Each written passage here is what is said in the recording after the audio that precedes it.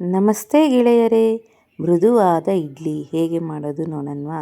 Soda ಇಲ್ದಂಗೆ ಮತ್ತು ration ಅಕ್ಕಿಲಿ ಇಷ್ಟು ಮೃದುವಾದ ಇಡ್ಲಿ ಹೇಗೆ ಮಾಡೋದು ಬನ್ನಿ ನಾನು ತೋರಿಸ್ಕೊಡ್ತೀನಿ.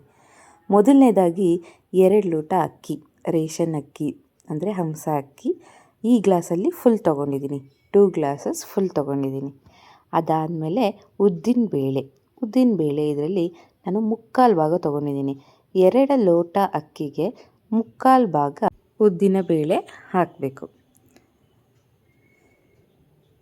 2 ಲೋಟಕ್ಕೆ 3/4 ಭಾಗ ಸಾಕು. ಅದಾದಮೇಲೆ 1/4 ಭಾಗ ಅವಲಕ್ಕಿ, ಅದೇ ಸೇಮ್ ಗ್ಲಾಸಲ್ಲಿ 1/4 ಭಾಗ ಅವಲಕ್ಕಿ, 1/4 ಭಾಗ ಸಬ್ಬಕ್ಕಿ. 1/4 ಭಾಗ ಅವಲಕ್ಕಿ, 1/4 ಭಾಗ ಸಬ್ಬಕ್ಕಿ, 3/4 ಭಾಗ ಉದ್ದಿನಬೇಳೆ, 2 ಲೋಟ ಅಕ್ಕಿ. ಈ ಅಳತೆಯಲ್ಲಿ ನಾವು ರೆಡಿ ಮಾಡಬೇಕು. ಅದಾದಮೇಲೆ ಇದನ್ನೆಲ್ಲ ಚೆನ್ನಾಗಿ ತೊಳೆದು ನೆನೆ ಹಾಕಬೇಕು. ಒಂದು ಮಾರ್ನಿಂಗ್ ನೆನೆ ಹಾಕಿದ್ರೆ ಸಂಜೆವರೆಗೂ ಬಿಡ್ಬೋದು. ಒಂದು 6 ಅವರ್ಸ್ ಬಿಟ್ಟರು ಸಾಕು. ಇಷ್ಟು ಅವರ್ ಬಿಟ್ಟು ನೆಕ್ಸ್ಟು ಮಿಕ್ಸಿ ಮಾಡ್ಕೋಬೇಕು. ಅದರಲ್ಲಿ ನಾನು ಫಸ್ಟ್ ಏನು ಟೆಕ್ನಿಕ್ ಯೂಸ್ ಮಾಡ್ತೀನಿ ಅಂತಂದರೆ, ಫಸ್ಟು ಸಬ್ಬಕ್ಕಿ ಮತ್ತು ಅವಲಕ್ಕಿನ 2 ರುಬ್ಕೊಬಿಡ್ತೀನಿ. ನಂದು ಸಣ್ಣ ಜಾರ್ ಆಗಿರೋದ್ರಿಂದ ಸ್ವಲ್ಪನೇ ಹಾಕ್ತೀನಿ.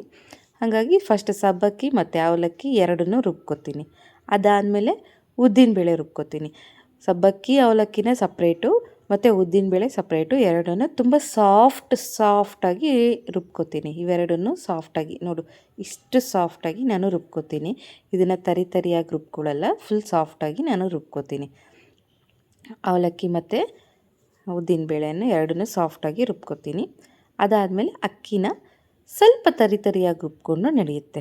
ಅಕ್ಕಿನ ಏನು ಫುಲ್ಲು ನುಣ್ಣಗೆ ರುಬ್ಬಬೇಕು ಅಂತ ಏನಿರಲ್ಲ, ಇಡ್ಲಿಗಲ್ವಾ, ಹಾಗಾಗಿ ಫುಲ್ಲು ಸಾಫ್ಟಾಗಿ ರುಬ್ಬಬೇಕು ಅಂತ ಏನಿಲ್ಲ. ರವೆ ಥರ ರುಬ್ಕೊಂಡ್ರೂ ನಡೆಯುತ್ತೆ. ಈ ಅಳತೆಯಲ್ಲಿ ರುಬ್ಕೊಂಡ್ರೂ ಸಾಕು. ರವೆ ಥರ ಇದ್ದರೂ ನಡೆಯುತ್ತೆ. ಒಳ್ಳೆ ಇಡ್ಲಿ ಫುಲ್ಲು ರವೆ ಇಡ್ಲಿ ಥರನೂ ಅನಿಸುತ್ತೆ, ಆದರೆ ಸಾಫ್ಟಾಗಿ ಸಖತ್ತಾಗಿರುತ್ತೆ. ಈ ಥರ ಎಲ್ಲ ಒಂದು ಪಾತ್ರೆಯಲ್ಲಿ ಹಾಕ್ಕೊಬಿಡ್ತೀನಿ.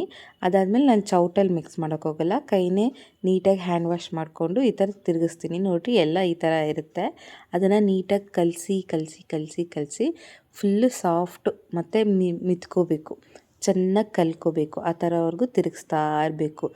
ಚೆನ್ನಾಗಿ ತಿರುಗಿಸ್ದಷ್ಟು ಚೆನ್ನಾಗಿ ಹೊಂದ್ಕೊಳ್ಳುತ್ತೆ ಉದ್ದಿನಬೇಳೆ ಮತ್ತು ಅಕ್ಕಿ, ಅವಲಕ್ಕಿ, ಸಬ್ಬಕ್ಕಿ ಎಲ್ಲ ನೀಟಾಗಿ ಮಿಕ್ಸ್ ಆಗುತ್ತೆ. ಹಾಗಾಗಿ ನೀಟಾಗಿ ಮಿಕ್ಸ್ ಮಾಡಬೇಕು. ನೋಡಿ, ಈ ಥರ ಈ ಹದದಲ್ಲಿ ನೀಟಾಗಿ ಮಿಕ್ಸ್ ಮಾಡಿದ್ರೆ ಸಾಕು.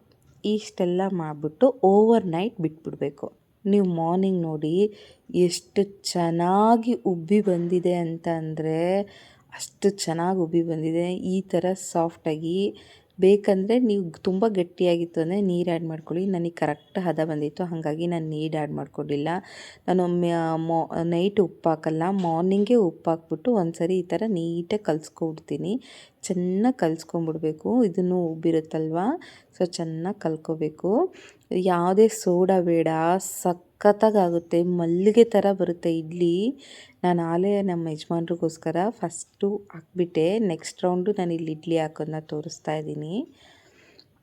ನೋಡಿರಿ ಎಷ್ಟು ಚೆನ್ನಾಗಿ ಬರುತ್ತೆ ಅಂತ ಅಂದರೆ ಫುಲ್ಲು ಸಾಫ್ಟಾಗಿ ಬರುತ್ತೆ ಇಡ್ಲಿ ಅಂತೂ.